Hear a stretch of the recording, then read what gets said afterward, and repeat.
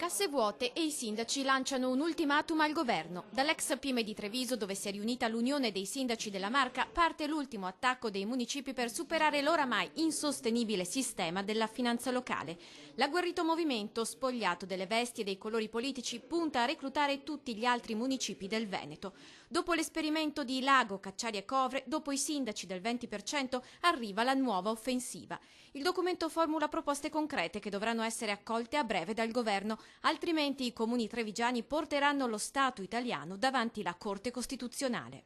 La nostra Costituzione dice che i cittadini vanno trattati in modo uguale e aggiunge che ci deve essere un'autonomia finanziaria ed economica da parte dei comuni. Lo Stato sta venendo meno al rispetto di questi articoli. La modifica all'articolo 114 infatti pone lo Stato come ente equiordinato ai comuni.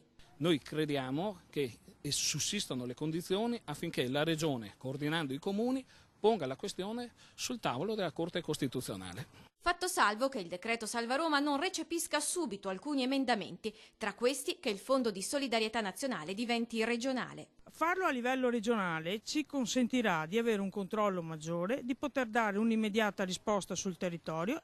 Che è il concetto di fondo è che ciò che è prodotto su un territorio, su quel territorio deve essere reso in termini di servizi, di opere viarie, infrastrutturali, di manutenzione del patrimonio pubblico.